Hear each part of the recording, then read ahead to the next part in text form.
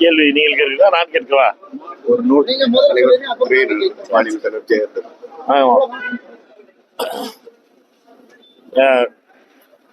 நேற்று ஒரு police complaint கொடுப்பதற்காக இந்தியாவினுடைய எதிர்கட்சி தலைவர் பாராளுமன்ற காவல் நிலையத்திலிருந்து 8 மணி நேரம் தர்ணா கொடுக்க வேண்டிய நிலை டெல்லியில் நிலவுகிறது. அமித்ஷாவும் மோடியும் மாணவர்கள் மீது நடத்திய மிகப்பெரிய தாக்குதலுக்கு விளைவாக 16 நாள் பாராளுமன்றம் நடக்காமல் போச்சு. தொடர்ந்து நாங்கள் கேட்ட கேள்வி என்பது, பாராளுமன்றத்தில் திரு அமித்ஷா அவர்கள் எலக்ட்ரன்ஸ் யூஸ் பண்ணதையும் மாணவிகள் மீது நடந்த தாக்குதலையும் பற்றி பதில் சொல்லணுங்கிறதா. அதே மாதிரி திரு மோடி அவர்கள் அந்த குழந்தைகளிடம் மன்னிப்பு கேட்க வேண்டும் என்றுதான். ஒரு இளைஞர் சாஹில் லோச் என்ற இளைஞர் மீது பெல்லட் குண்டுகள் விடப்பட்டு ஜந்தர் மந்தர்ல அவர் மீது அடைந்த காயங்களுக்காக 26 நாள் சிகிச்சையில் இருந்து 16 நாள் அவர் ஒரு கம்ப்ளைண்ட்டுக்காக போராடி நேற்று எதிர்கட்சி தலைவர் ராகுல் காந்தி அவர்கள் சென்று அந்த கம்ப்ளைண்ட்டை ரெஜிஸ்டர் பண்றதுக்காக 8 மணி நேரம் அவர் தர்ணாவில் அமர வேண்டியிருந்தது. இப்படி மாணவர்களுடைய நீதிக்காக போராடிய மாணவர்களுக்கு நீதிக்காக போராடுகின்ற தலைவராக ராகுல் காந்தி விளங்குகிறார். அவரை பொறுத்தமட்டிலும் மாணவர்களுடைய இந்த போராட்டத்தில் காயப்பட்ட அந்த குழந்தைகளுக்கும் அந்த மாணவர்களுக்கும் நியாயம் கிடைக்கும் வரை அவருடைய போராட்டம் தொடரும். காங்கிரஸ் கட்சியும் அதற்காக போராடும்.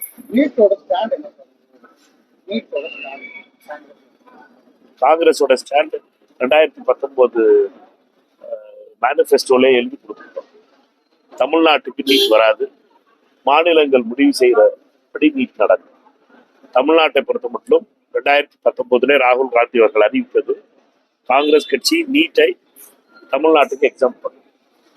எடப்பாடி பழனிசாமி காங்கிரஸ் அவங்க சொல்றதுலயே அடிக்கடி சொல்றாங்க. அவர் அந்த எடப்பாடி அவருக்கு வயசுக்கு மரியாதை கொடுத்து அன்பா சொல்றேன். அவர் முதலமைச்சராக இருக்கும்போது தான் நீட் வந்துச்சு.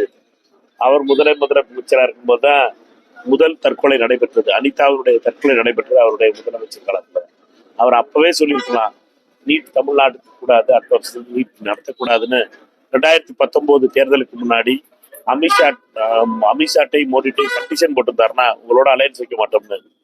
அவர்கள் என்னதான் நீட்டை எக்ஸாம் பண்ணியிருக்காங்க. அந்த தைரியம் கிடையாது, அந்த திராணி கிடையாது. பேச்சு மட்டும் காங்கிரஸ் மேல பழி சொல்றது. நாங்க சொல்வது என்ன, இப்பவும் சொல்றோம், எப்ப ராகுல் காந்தி பிரதமர் ஆனாலும் அவருடைய முதல் கையெழுத்துக்கள் ஒன்றா இருக்க போறது நீட்டு தமிழ்நாட்டுக்கு. விருதுநகர் மாவட்ட அமைச்சர் ஜெகதீஷ் இன்றைய சிஎம் நாளைய பிஎம் சொல்லியிருக்காங்க. பிரைம் மினிஸ்டரா விஜய் தான் முன்னிறுத்துறாங்க. ராகுல் காந்தி தமிழக ஏற்றுக்கொள்வாங்க. அவங்க என்ன எல்லாருமே ரசிகர் மன்ற போர்ட்ல இருக்காங்க. அதனால நீங்க ரசிகர் மன்ற போர்ட்ல இருக்கவங்களை நீங்க மௌனம் மாற்ற முடியாது. இந்தியாவுக்கே தெரியும் இந்தியாவுடைய சூழ்நிலை எப்படி இருக்குன்னு. அமித்ஷாவும் மோடியும் சேர்ந்து ஒவ்வொரு எதிர்கட்சிகளுடைய அதிகாரங்களையும் பிடுங்குவதிலும், இடியையும் சிபிஐயும் உபயோகப்படுத்தி பயன்படுத்துவதிலும், கட்சிகளை உடைப்பதிலும், ஜனநாயகத்தை இல்லாமக்குவதிலும், குறிப்பிட்ட விதத்தில் டீலிமிட்டேஷன் எப்படியாவது கொண்டு வந்து அசாம் மாதிரி ஒரு சூழ்நிலையை உருவாக்கி புது தொகுதிகளை வரைவு செஞ்சு எந்தெந்த பூத்தெல்லாம் பாஜக ஓட்டு போட்டாங்களோ அந்த பூத்தெல்லாம் டாட்டா கனெக்ட் பண்ணி ஒரு தொகுதியை உருவாக்கி அந்த தொகுதியில பாஜக எம்பிக்களை உருவாக்குறதுக்காக திட்டமிட்டு பாஜக அந்த ஃபார்முலா அந்த ஃபைட்ல இருக்க நாங்க. அவர்களுடைய மோடு வேற, எங்களுடைய மோடு வேற.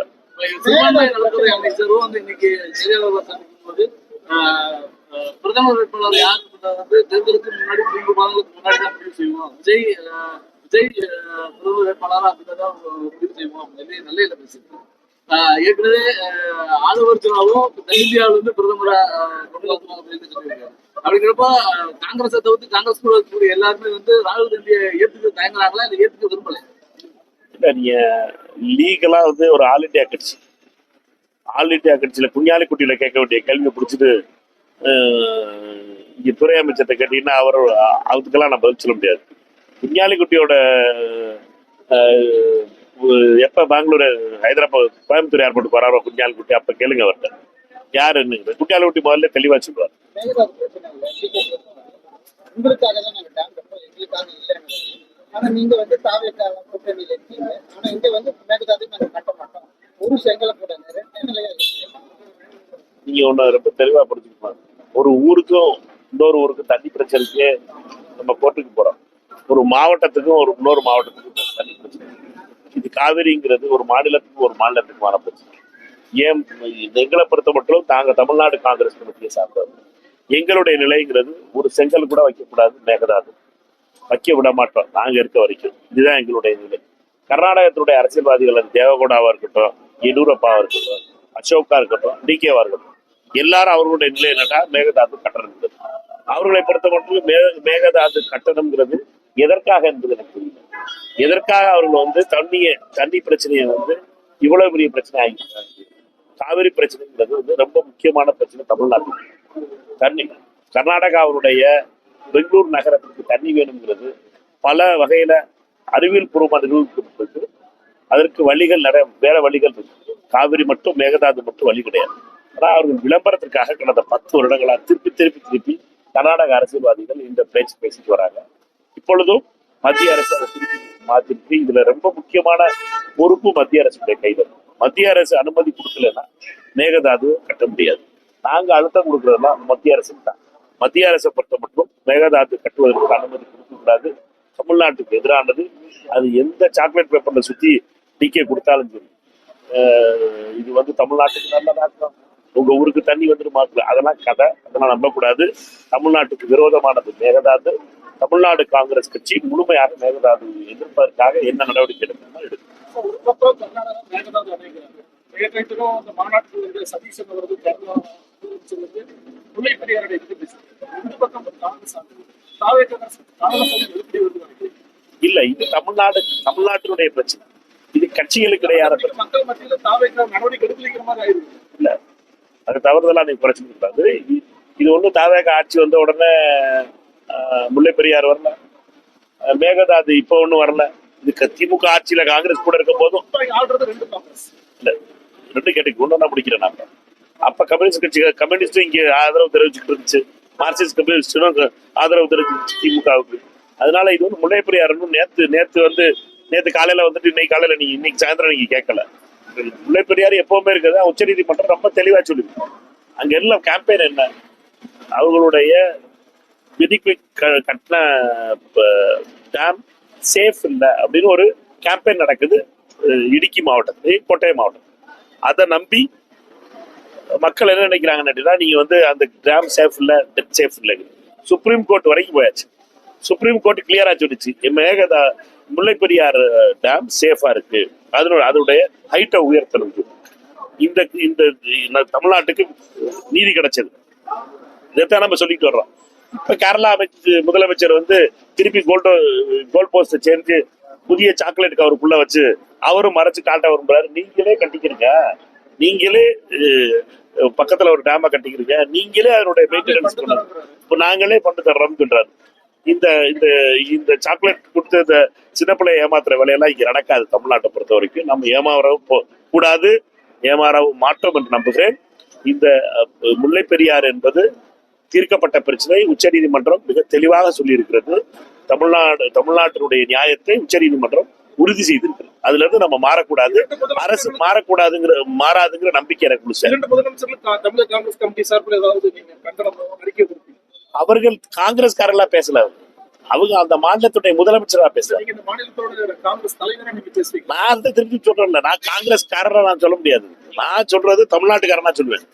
தமிழ்நாடு காங்கிரஸ் கமிட்டியுடைய நிலை என்பது முல்லை பெரியாறு சேஃபா இருக்கு, ஒரு பயமும் பயப்படாதீங்க. கேரள மக்களே ரொம்ப தெளிவா இருக்கு. அந்த டேம் எந்த காலத்திலையும் உடையாது, ரொம்ப தெளிவா இருக்கு. மேகதாதுவை பொறுத்த மட்டும் மேகதாது வெட்டி வேலை உங்களை சுத்தி விடுறதுக்காக டிகே சிவகுமாரும் எடியூரப்பாவும் சேர்த்து பண்ற வேலை. அதை பார்த்து ஏமாறாதீர்கள். அதை விட வேற வழியெல்லாம் இருக்கு. பெங்களூருக்கு தண்ணி கொண்டு வர்றதுக்கு இவர்கள் வந்து புது புது கதை ரீல் ஓட்டிக்கிட்டு இருக்காங்க. அதனால அதை நம்பாதீங்கன்னு நான் சொல்றேன். தமிழ்நாட்டுல இந்தியா கூட்டணியில தாவேக்கா இருக்கா இல்லையா? பிரதர், திமுகவும் இருக்கா இல்லையா? இந்தியா கூட்டணிங்கிறது என்ன? இந்தியா கூட்டணிங்கிறது டெல்லியில மோடி அமித்ஷாவை எதிர்த்து எம்பிக்கள் உள்ள கட்சிகள் எல்லாம் சேர்ந்தா இந்தியா கூட்டணி அமைச்சிருக்கு. எம்பிக்கள் உள்ள கட்சிகள் எந்தெந்த கட்சிகள்லாம் இருக்கு? 26 கட்சிகள் சேர்ந்து அந்த இந்தியா கூட்டணி ஏப்ரல் மாசம் வரைக்கும் நடந்துகிட்டு இருந்துச்சு. மே மாசம் 4ஆம் தேதிக்கு அப்புறம் அதுல இருந்து ஒரு கட்சி நாங்க இந்தியா கூட்டணியில் இல்ல, நாங்க இந்தியா கூட்டணி வெளியே போறோம், இந்தியா கூட்டணி அழிஞ்சு போச்சு அப்படின்னு சொல்லிட்டு சாபம் போட்டுட்டு வெளியில வந்துட்டாங்க. அது யாரும் தெரியும் உங்களுக்கு.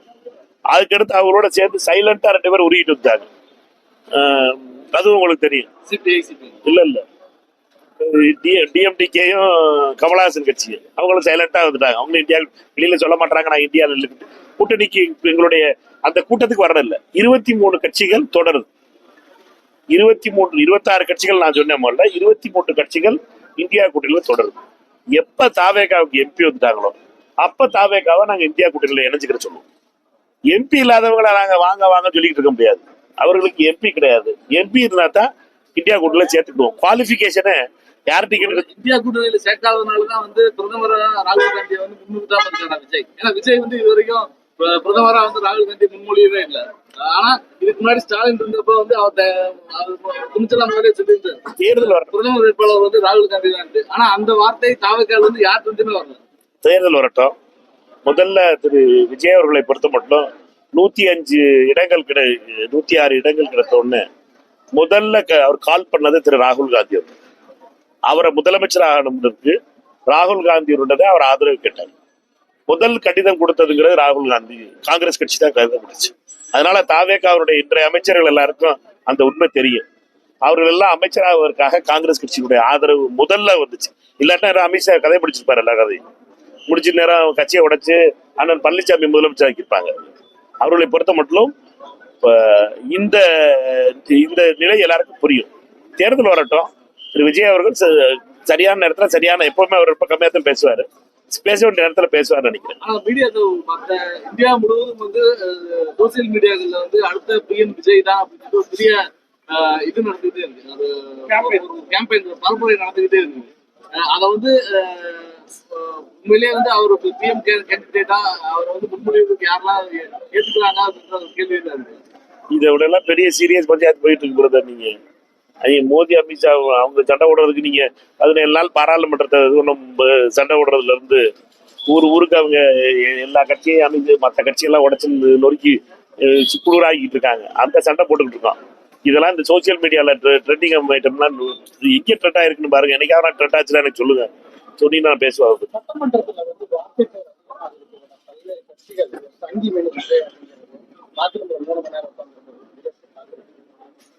சட்டமன்றத்துல லைவ் இப்பதான் கொடுக்க ஆரம்பிச்சிருக்காங்க. லைவ் அதனால கொஞ்சம் செட்டில் ஆகிறது டைம் ஆகும். இங்க வந்து பார்லிமெண்ட் வந்து லைவ் கொடுக்கறதுங்கிறது இது ஏறக்குறைய 2004 இருந்து 2001 இருந்தே நடக்குதுன்னு நினைக்கிறேன் பார்லிமெண்ட் லைவ். ஆனா அசம்பிளிங்கிறது வந்து இப்பதான் ஆரம்பிச்சிருக்காங்க. அதனால இப்ப உத்வேகம் நிறைய இருக்கும், ரொம்ப ஆர்வம் இருக்கும், பார்வையாளர்கள் நிறைய இருப்பாங்க. அதனால எல்லாரும் பார்க்க ஆரம்பிச்சிட்டாங்க. அதனால கேட்டதா இன்னும் கொஞ்ச நாள் ஆகணும், ஒரு 2-3 மாசம் ஆகணும் செட்டில் ஆகிறதுக்கு, லேண்டிங் ட்ரபிள். இப்ப எல்லாருமே கோவப்படுறதும் ஆக்ரோஷப்பட்டு சொல்றதும் நடக்குது. அதற்குள்ள பொறுப்பை சபாநாயகர் ஏற்றுக்கிட்டு இருக்காரு. சபாநாயகரை பொறுத்தவரையிலும் எக்ஸ்பெஞ்ச் பண்றதெல்லாம் வேகமா, அவை குறிப்பிலிருந்து நீக்கப்படுவதெல்லாம் வேகமா நடக்குது. இது வந்து கொஞ்ச நாள்ல செட் ஆயிரும் நினைக்கிறேன். தலைமைச் செயலாளர் வந்து ஒரு சங்கி அப்படின்னு சொல்லி இடதுசாரிகள் கம்யூனிஸ்டுகள் வந்து நேரடியாக பகிரங்கமாக குற்றம் சாட்டியிருக்காங்க. சமீப கால நடவடிக்கைகள் நீட்டுக்காக பெரியார் அமைப்புகள் இது பிரச்சாரம் போறதுக்கு தடை விதிக்கிறாங்க. இடதுசாரி மாணவர்கள் அவங்களுடைய நடவடிக்கைகளை கண்காணிக்கணும் அப்படிங்கிறாங்க. இடதுசாரிகள் குறித்த கணக்கெடுப்பு நடக்குது. இது எல்லாமே வந்து பாஜகவுடைய அஜெண்டா மாதிரியான நடவடிக்கைகள் தான் இருக்கு. இது தாவேகாவுடைய அரசுடைய செயல்பாடா இல்ல அதிகாரிகளோட செயல்பாடா, எப்படி புரிஞ்சுக்கிறது? நிறைய 3-4-5 கேள்விகள் கேட்டீங்க. அதுல ஒன்னொன்னா பதில் சொன்னோம்னா ரொம்ப நேரம் ஆகும். பட் ஒண்ணு மட்டும் சொல்லுவேன், இடதுசாரிகளுடைய பார்வை என்பது அவர்களுக்கு வந்து அந்த கணக்கெடுப்பு பண்றது, அவர்களை வந்து இப்படிப்பட்ட ஒரு வித்தியாசமான அப்ரோச்ல ஒரு 2-3 அதிகாரிகள் பண்ணது வந்து ரொம்ப தவறான விஷயம். அதை உடனடியாக நானும் கண்டிச்சேன். அந்த வட்டாட்சியர்களுடைய நடவடிக்கைக்கு அவர் மீது கடுமையான நடவடிக்கை எடுத்துக்கணும் தமிழக அரசு. என்னை பொறுத்த மட்டும் வருவாய்த்துறை அவர் மீது அந்த வட்டாட்சியர் மீது கடுமையான நடவடிக்கை எடுத்துக்கணும். எடுக்கல, அது எடுப்பாங்கன்னு நினைக்கிறேன். அதே மாதிரி கல்வித்துறையில உயர்கல்வித்துறையில எங்க அமைச்சர்கிட்ட நான் சொல்லியிருக்கேன், கேட்டா இவர்கள் இது வந்து அதிகாரிகள் இப்படி பண்ணிட்டாங்கன்னு மட்டும் நம்ம ஒதுக்கி போக முடியாது. இதை பொறுத்த மட்டும் இது வந்து கூட்டு தலைமை கேபினட் ஃபார்ம் ஆஃப் கவர்மெண்ட். அதனால 100 நாள் தான் ஆயிருக்கு. அமைச்சர்களான புதிய அமைச்சர்கள், பழைய அமைச்சர் ஒரே ஒரு செங்கோட்டையன் மட்டும்தான். அதனால இது வந்து ரொம்ப கவனமா நம்ம அணுக வேண்டியது. திரு தமிழக தலைமைச் செயலாளரை பொறுத்த மட்டும் அதிகாரிகள் எல்லாத்தையும் நம்ம வந்து உடனே சாயம் பூசிடுவோமானுங்கிறது எனக்கு என்னை பொறுத்த வரைக்கும் அவ்வளவு வேகமா நான் சாயம் பூச மாட்டேன். பட் ரெண்டெல்லாம் நம்ம வந்து அதிகாரிகளை பொறுத்த மட்டும் தமிழகத்தினுடைய இருக்க இதே ஐஏஎஸ் அதிகாரிகள் தான் 350 பேர் தான். இங்கே சுத்தி முத்தி பார்த்தீங்கன்னாலும் சரி, அந்த 350 பேர் தான் ஐஏஎஸ் அதிகாரிகள், தமிழ்நாட்டினுடைய ஐஏஎஸ் அதிகாரிகள். அந்த ஐஏஎஸ் அதிகாரிகளை நம்ம காலத்தை ஓட்ட வேண்டியதா இருக்கு. தேர்தல் ஆணையம் கொண்டு வந்த ஐஏஎஸ் அது ரைட்டு. தேர்தல் ஆணையம் கொண்டு வந்ததா இருக்கட்டும், இப்ப யாரு கொண்டு வந்ததுங்கிறது வேற. அப்ப இருந்த நிலையில இருந்த சிஎஸ் மேல அப்ப இருந்த எதிர்கட்சிகளுக்கு ரிசர்வேஷன் இருந்துச்சு. அதனால அவங்க சேஞ்சுக்கு சொன்னாங்க. அதுல சீனியாரிட்டி மூலமா தான் கொண்டு வர முடியும். எங்கேயாவது இருந்து இறக்குமதி எல்லாம் சிஎஸ் பண்ண முடியாது. 3 சாய்ஸ் தான் இருக்கு. சீனியர் மோஸ்ட் அபிஷியல்ஸ்ல, சீனியர் மோஸ்ட் பியூரோக்ராட்ஸ்ல ஒரு ஆளை தான் பிக் பண்ண போறாங்க. அதனால அடுத்து வர போற சிஎஸ்மே இந்த 3 பேர்ல தான். அது 3 பேர் எல்லாருக்குமே தெரிஞ்ச பேர் தான். அந்த 3 பேருக்குள்ளதான் வர போறாங்க.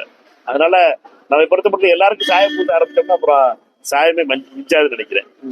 ஆட்சி காலத்துல வந்து பாத்தீங்கன்னா வந்து தேசிய நிதிநிலை திட்டம் கொண்டு வரக்கான வாய்ப்பு இருந்துச்சு 2013. அதற்கு பின்னாடி அந்த பாஜக ஆட்சியும் சரி வந்து இவங்களும் சரி அந்த தேசிய நிதிநீர் ஒருங்கிணைப்பு வந்துட்டு கிடைக்காம மாநிலங்களுக்கு பிரச்சனைகளாவே இருக்கு. இந்த நிதிநீர் இதுக்கான தீர்வுக்கு என்ன பண்ண போறாங்க? தண்ணீர் என்பது மிக மிக நாடுகளுக்குள்ளே நடக்கிற பெரிய பிரச்சனை. நீங்க இந்தியா பாகிஸ்தானா இருக்கட்டும், இந்தியா பங்களாதேஷா இருக்கட்டும், இந்தியா சைனாவா இருக்கட்டும், நாடுகளுக்குள்ளான பிரச்சனை. இது ஒரு மாநிலங்களுக்குள்ள பிரச்சனையா இருக்கட்டும், மாவட்டத்துக்குள்ள பிரச்சனையா இருக்கு, வட்டாரங்களுக்குள்ள பிரச்சனையா இருக்கு, கிராமங்களுக்குள்ள பிரச்சனையா இருக்கு. நீர் என்பது எப்பொழுதுமே மனிதர்களுக்கு இன்றியமையாத இருக்கு. இதற்கு ஒரு காமன் இன்டர்நேஷனல் ஸ்ட்ரக்சர்ஸ் இருக்கு. நம்மை பொறுத்த மட்டும் தமிழ்நாடு வந்து ஒரு தமிழ்நாட்டுக்கு வர்ற நிதிகள் எல்லாமே மற்ற மாநிலங்கள்ல உற்பத்தியாகி வர்றதுனால நமக்கு கிடைக்க வேண்டிய நியாயமான தண்ணீர் வேணும் தான் நம்ம கேட்கிறோம்.